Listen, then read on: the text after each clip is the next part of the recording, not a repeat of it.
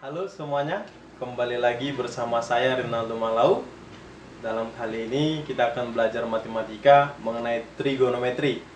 Nah, yang mau kita bahas dari trigonometrinya adalah penerapan trigonometri dalam segitiga siku-siku. Nah, untuk lebih memahaminya, kita perhatikan kemari. Nah, di sini sudah saya gambarkan segitiga siku-sikunya dan ada sudut yang dibentuk yaitu alfa. Lalu kita pahami yang pertama, kalau di sini sudut alfanya yang tegak atau yang vertikal, kita lambang dengan huruf Y, sedangkan ini X, lalu ini R.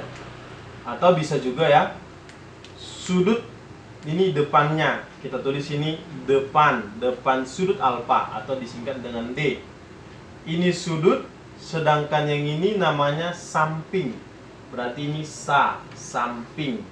Lalu depan siku-siku atau sisi yang terpanjang kita sebut dengan miring juga boleh ya. Nah, dalam hal pemecahan trigonometri dalam bentuk segitiga siku-siku, kita pahami konsep Pitagoras, yang mana sisi miring kuadrat atau R kuadrat sama dengan Y kuadrat ditambah dengan X kuadrat. Kalau kita mau cari Y-nya, Y kuadrat sama dengan R kuadrat dikurang dengan X kuadrat. Kalau kita menentukan X, berarti X kuadrat sama dengan R kuadrat dikurang dengan Y kuadrat. Saya rasa ini masih gampang ya. Nah, yang berikut nanti untuk trigonometrinya, fungsi trigonometrinya, yang pertama kita pahami yaitu sinus atau disingkat dengan sin ya. Sudutnya di sini alfa, berarti sinus alfa sama dengan D per mi atau Y per R, atau kita bilang bergampang demi, depan per miring ya. Yang kedua ada kosinus, cos alfa, singkatannya cos ya. Kosinus alfa sama dengan samping per miring. Yang ketiga yaitu tangen. Tangen alfa itu samalah dengan depan per samping. Depan per samping, kalau kita lihat itu demi adalah sin, sami adalah cos, D dan sa. Berarti itu bisa kita lihat ini D dan sa, miringnya coret, berarti sama lah, itu tangen sama dengan sinus alfa per cos alfa, itu juga tangen. Nah, untuk kebalikan yang ketiga ini, atau kita buat di sini sepersinus. Sepersinus alfa itu sama dengan, kita balik dia, kalau ini demi berarti jadi mi D. Tapi siapa itu sepersinus? Sepersinus alfa itu sama dengan kosekan, disingkat kosek ya. Kosekan alfa berarti jadi miring per depan. Saya. Lalu untuk kosinusnya, seperkos alfa sama dengan sekan atau sek ya. Alfa berarti sama lah ini miring per samping. Yang terakhir untuk tangen, kebalikannya sepertangen. Sepertangen alfa sama dengan kotangen. Kotangen alfa atau sadi, samping per depan. Bisa ya? Nah, kan gampang ya memahaminya. Sin, demi, cos, sami, tan, desa. Nah, Bapak rasa 2 menit, 3 menit ini langsung terpahami dengan sendirinya ya. Sin, demi, cos, sami, tan, desa, kosekan, mide, sekan, misa, kotangen, sade ya. Nah, cara memahami lagi untuk kebalikannya sering terjebak begini ya. Kalau di sini sinus, kebalikannya ada konya. Sin ada konya kebalikannya ya. Berarti sin kosekan kebalikannya. Berarti ingat ada konya. Untuk kosinus karena sudah ada konya, berarti nanti kebalikannya jangan ada ko lagi. Karena kan sinus kebalikannya sekan karena sama-sama S, padahal bukan demikian. Kosinus kadang kebalikannya dibilang kosekan, padahal itu salah. Yang benarnya sin kebalikannya kosekan, kosinus kebalikannya sekan, tangen gak ada konya maka kebalikannya ada konya, kotangen. Nah, saya rasa ini mudah untuk dipahami ya. Ini rumus dasar daripada trigono. Kalau ini sudah paham, kita nanti untuk teori-teori berikutnya kita bisa jadi lebih mudah mengerjakan soal-soalnya. Nah, biar ini mantap atau lebih paham, coba kita lihat contoh yang berikut ini ya. Contoh yang pertama, contoh nomor 1 ya. Nomor 1, apa katanya?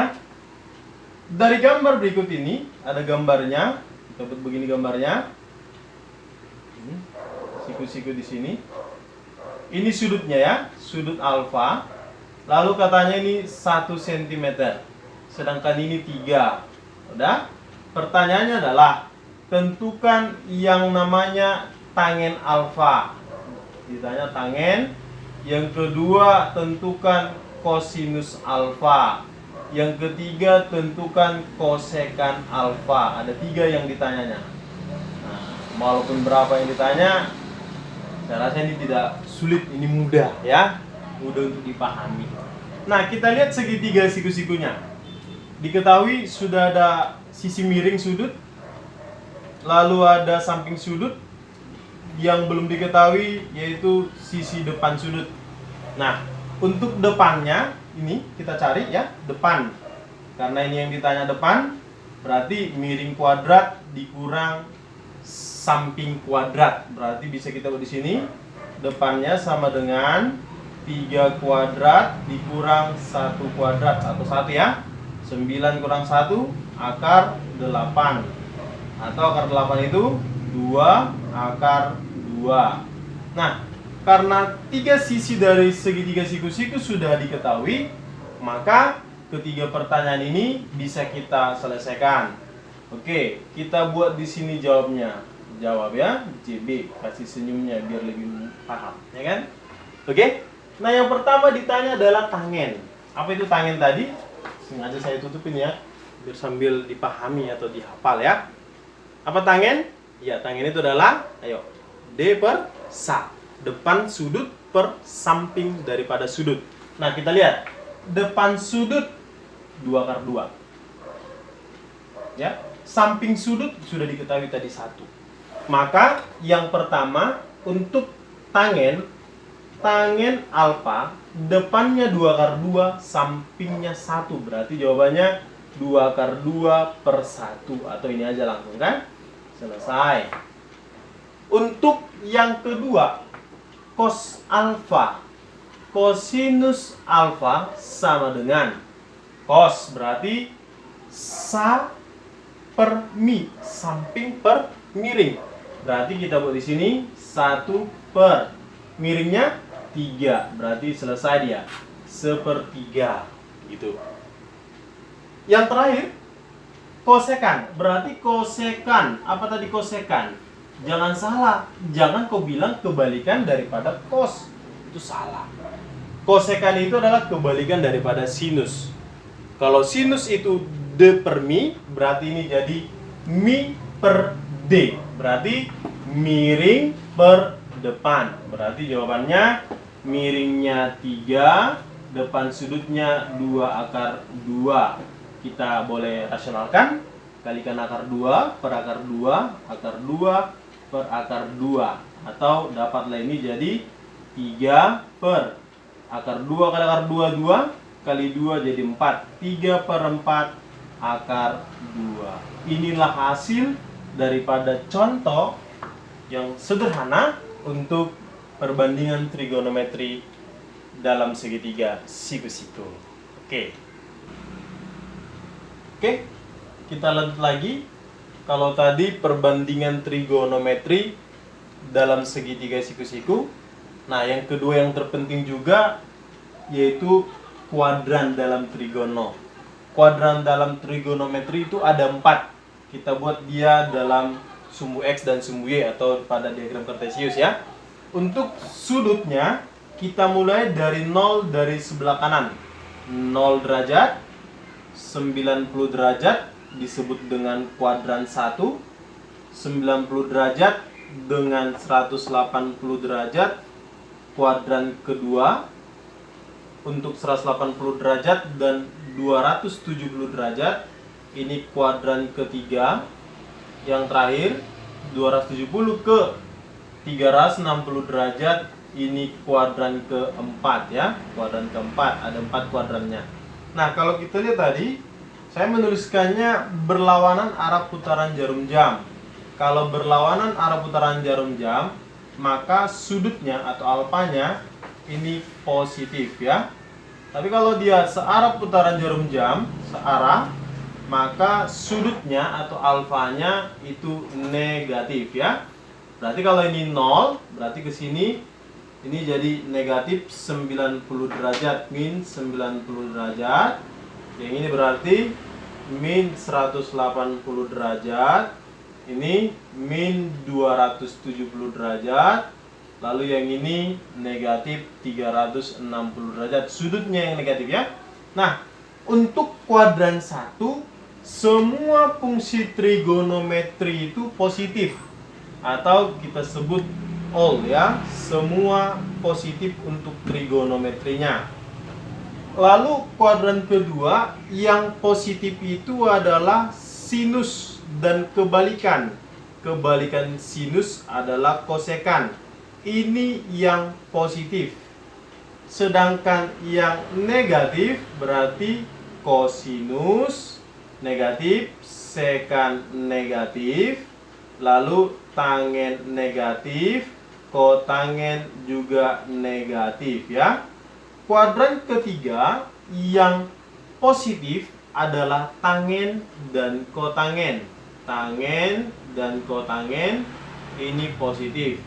Untuk sinus dan kebalikannya kosekan ini negatif, sedangkan kosinus juga dan kebalikannya juga negatif, sekan ya.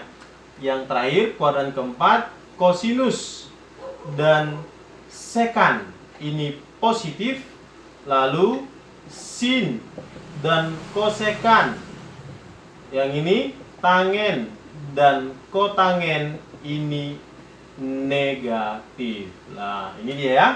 Nah, semua sin kosekan, tan kotangen, kosinus dan sekan inilah yang positif, selebihnya negatif ya. Atau cara memahaminya, asal saja tahu caranya. Atau kita ingat ASTC juga bisa. Kuadran 1 semua positif, kuadran 2 sinus dan kosekan, kuadran 3 tangen dan kotangen, kuadran keempat kosinus dan sekan ya. ASTC juga boleh, asal saja tahu caranya juga boleh. Yang penting kita pahami yang mana positif dan yang mana negatif ya. Untuk kuadran 1 itu berarti 0 sampai 90 derajat ya. Atau di sini bisa kita tuliskan 0 derajat ditambah sudut tadi alfa, itu kuadran 1 ya. Kuadran kedua berarti 90 derajat kuadran kedua. Kuadran 1 juga boleh 90 derajat kurang alfa. Nah, ini kuadran 1 ya. Sekitar ini sudutnya. Kuadran kedua berarti 90 sampai 180 ini boleh kita tuliskan 90 derajat tambah sudut alfa atau 180 derajat kurang sudut alfa. Kuadran ketiga berarti ini kemarin ya, 180 ke 270.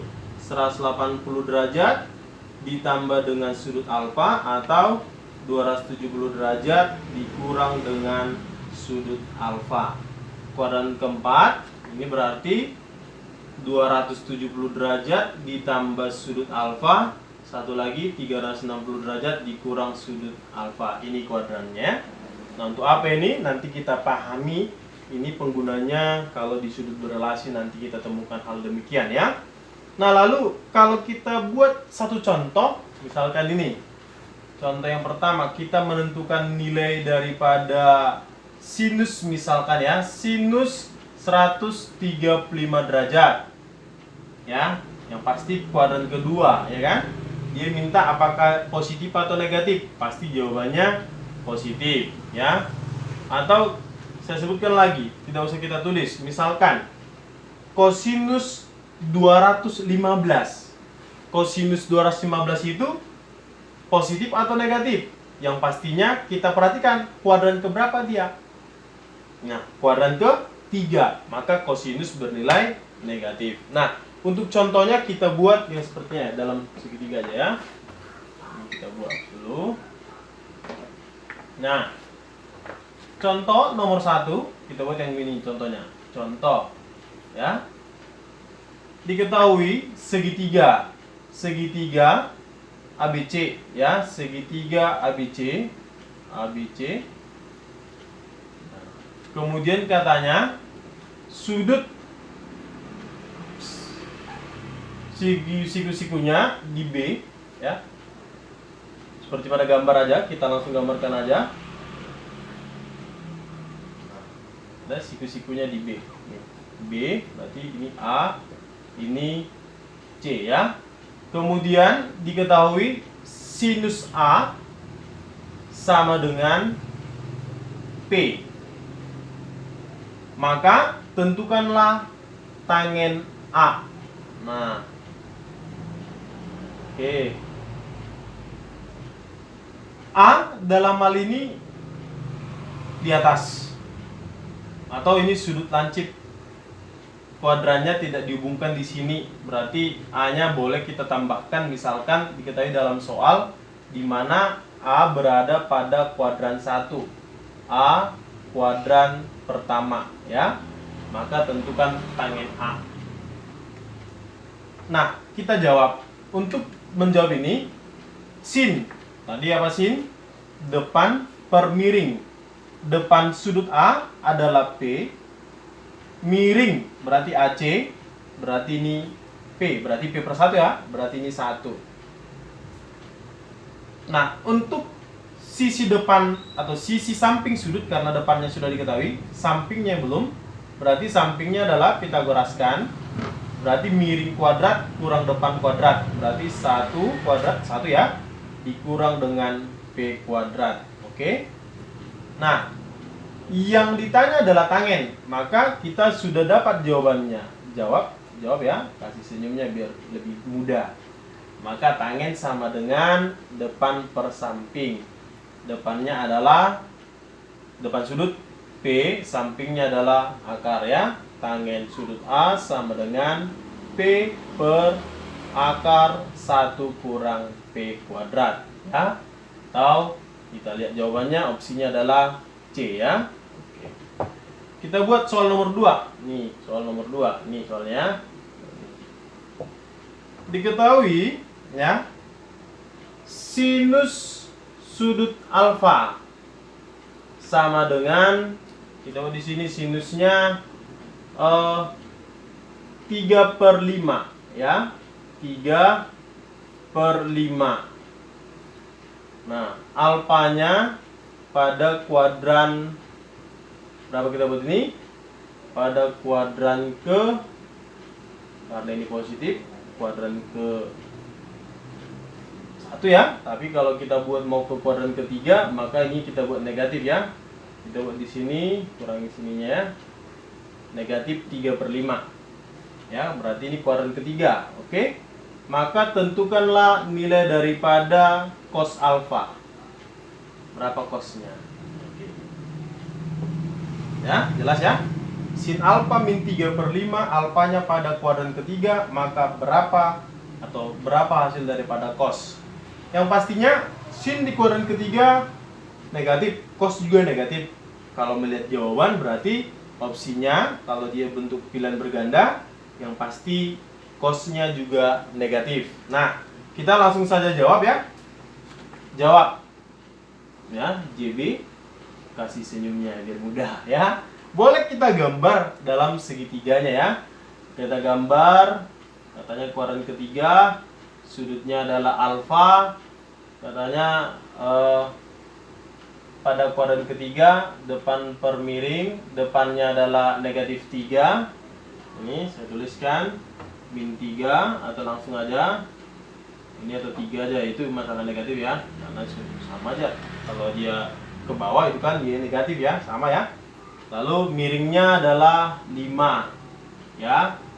Berarti untuk yang namanya sisi samping sudut, berarti Pitagoras dari 5 kuadrat kurang 3 kuadrat, berarti 25 kurang 9, 16. Akar 16 adalah 4 ya, Pitagoras 3, 5, 4, 3, 4, 5 ya. Maka untuk cos, maka dapatlah cosnya, cos alfa sama dengan, tinggal kita cari cos samping per miring, berarti 4/5. Karena ini kuadran ketiga, 4-nya juga minus ya, minus 4/5. Karena kuadran ketiga, sin dan cos juga negatif, karena yang positif adalah tangen. Itu untuk kuadran. Nah, supaya lebih paham lagi, kamu bisa kerjakan soal yang bentuk lain daripada contoh 1 dan 2. Demikian video pembelajaran kali ini ya. Diulangi di rumah supaya lebih paham lagi mengenai trigonometri. Kita ada 2 tadi yang kita bahas, mengenai perbandingan trigono dalam segitiga siku-siku, yang kedua mengenai kuadran. Nah, nanti di video berikutnya kita akan berikan contoh-contoh soal lagi yang lain daripada yang 2 ini tadi ya.